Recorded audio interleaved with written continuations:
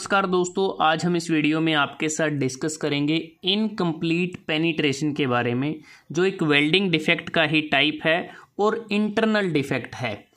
अब incomplete penetration को समझने से पहले हमें ये पता हो कि पेनिट्रेशन क्या होती है, फुल पेनिट्रेशन क्या होती है। मतलब कि जो बेस मेटल का टॉप होता है वहाँ से लेके जहाँ तक हमारे वेल्ड की एक्सटेंट है, मतलब कि जहाँ तक हमें वेल्ड करना है वो जो डेप्थ है, वो टोटल डिस्टेंस हमारा पेनिट्रेशन होता है। अगर पूरे इस पेनिट्रेशन में हमारा यहाँ से लेके यहाँ तक ये जो गैप है, अगर इसमें पूरे में हमारा वेल्ड मेटल आ जाता है तो इसका मतलब है कि फुल या कंप्लीट पेनिट्रेशन है। लेकिन इनकम्प्लीट नाम से ही पता चलता है कि पूरा नहीं हुआ हमारा वेल्ड। अगर आप इस डायग्राम में देखते हैं कि यहाँ से जब हम वेल्ड करने लगते हैं तो वेल्ड करते करते यहाँ तक फिनिशिंग हो जाती है और ये गैप रह जाता है, मतलब कि फुल पेनिट्रेशन नहीं हो पाता। तो एक गैप रहने की वजह से ये जो डिफेक्ट है हमारे वेल्डिंग ज्वाइंट में आ जाता है, जिसे हम इनकम्प्लीट पेनिट्रेशन कहते हैं। क्योंकि अगर हम देखें ये तभी होता है जब वेल्डिंग ज्वाइंट की जो डेप्थ है वो इनसफिशिएंट होती है। क्योंकि ये जो मिनिमम गैप होता है, मतलब कि जहाँ पर दो बेस मेटल हैं जिन्हें हमें ज्वाइन करना है, उनके बीच में जो मिनिमम गैप होता है उसे हम कहते हैं रूट गैप। अगर ये रूट गैप बहुत ही स्मॉल है तब ये डिफेक्ट हमारा आ सकता है, क्योंकि इस रूट तक जो वेल्ड मेटल है वो नहीं जा पाता, इसी कारण ये डिफेक्ट हो जाता है। अगर हम बात करें वो कौन कौन सी वेल्डिंग पोजीशन है जब ये डिफेक्ट आता है, मोस्टली दो ही वेल्डिंग पोजीशन ज़्यादा कॉमनली हैं जिसमें वेल्ड करते समय डिफेक्ट आता है। एक तो है ये वर्टिकल पोजीशन, जब हम वर्टिकल पोजीशन में वेल्ड करते हैं, और जब हम ओवरहेड पोजीशन में वेल्ड करते हैं तब वेल्डिंग ज्वाइंट में इस टाइप के डिफेक्ट के आने की संभावना ज़्यादा रहती है। अगर आप इन डायग्राम को देखते हैं तो यहाँ पर हमें क्लियरली विजिबल है कि ये हमारे दो बेस मेटल हैं और ये हमारा वेल्ड बीड है, और हमारा जो वेल्ड बीड है वो यहाँ तक बनना चाहिए था, नीचे तक ये जो रूट गैप है, लेकिन यहाँ तक जो हमारा वेल्ड मेटल है वो नहीं पहुँच पाता, यहाँ ये गैप रह जाता है, और यही कारण है कि यहाँ इनकम्प्लीट पेनिट्रेशन हो जाता है। क्योंकि ऐसा भी होता है कि ये जो रूट गैप होता है यहाँ तक हमारा जो फ्यूज़न टेम्परेचर है वो नहीं पहुंच पाता, जिसके कारण ये अच्छी तरह से आपस में फ्यूज़ नहीं हो पाते और ये डिफेक्ट आ जाता है। तो ये हम देख पा रहे हैं यहाँ पर, ये बॉटम व्यू है वेल्ड ज्वाइंट के, क्योंकि नीचे से ही देखने से हमें पता लगेगा बॉटम व्यू से कि हमारा जो पेनिट्रेशन है फुल हुआ है, इनकम्प्लीट हुआ है या फिर अंडर प्रोसेस है। तो ये जो गैप हमें ब्लैक कलर में नज़र आ रहा है, तो यहाँ तक हमारा वेल्ड मेटल नहीं पहुँचा, इसलिए इनकम्प्लीट पेनिट्रेशन हुआ है।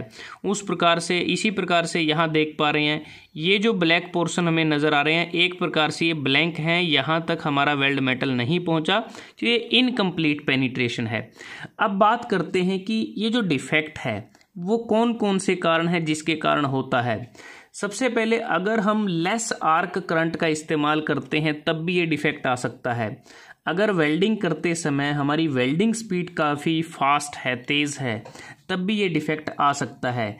अगर आर्क लेंथ को ज़्यादा लंबा रखा है, लॉन्ग रखा है, तब भी ये डिफेक्ट आ सकता है।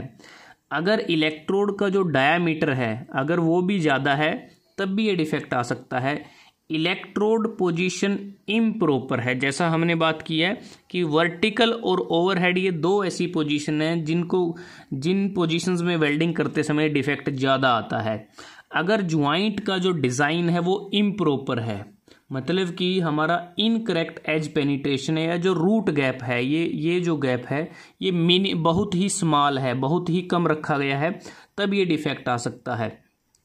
लेकिन ऐसे कौन कौन से प्रिकॉशंस हैं, सावधानी है या उपाय हैं जिन्हें हम फॉलो करें तो ये जो डिफेक्ट है इसको कम किया जा सकता है, बिल्कुल ही एलिमिनेट किया जा सकता है।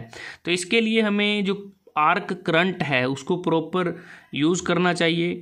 जो आर्क ट्रेवल स्पीड है, जो वेल्डिंग स्पीड की हम बात कर रहे हैं, उसको कम रखना चाहिए। आर्क लेंथ को अगर शॉर्ट रखेंगे तब भी ये डिफेक्ट नहीं आने की संभावना रहती है। इलेक्ट्रोड का जो डायामीटर है वो भी स्मॉल होना चाहिए, मेंटेन प्रॉपर इलेक्ट्रोड पोजीशन, जो हमारी रिक्वायरमेंट है, प्रॉपर इलेक्ट्रोड पोजीशन को अगर हम फॉलो करते हैं तब भी इस डिफेक्ट को होने से रोका जा सकता है। और प्रॉपर ज्वाइंट डिज़ाइन हमें करना चाहिए, तब भी ये डिफेक्ट नहीं आएगा। अगर ये डिफेक्ट हमारे वेल्डिंग ज्वाइंट में आ जाता है तो उसके बाद उसमें क्रैकिंग होने की भी संभावना बढ़ जाती है। और क्रैकिंग, जैसा हमने हमारी लास्ट वीडियो में बताया था कि ये सभी वेल्डिंग डिफेक्ट में सबसे ज़्यादा डेंजरस डिफेक्ट होता है, क्योंकि क्रैकिंग आने से जो वेल्ड स्ट्रेंथ है वो हमारी रिड्यूस हो जाती है। और क्रैकिंग बेसिकली आती है क्योंकि ये इसके साथ थोड़ा सा स्लैग इंक्लूजन को कैरी करता है, जिसके कारण क्रैकिंग की भी संभावना बढ़ सकती है।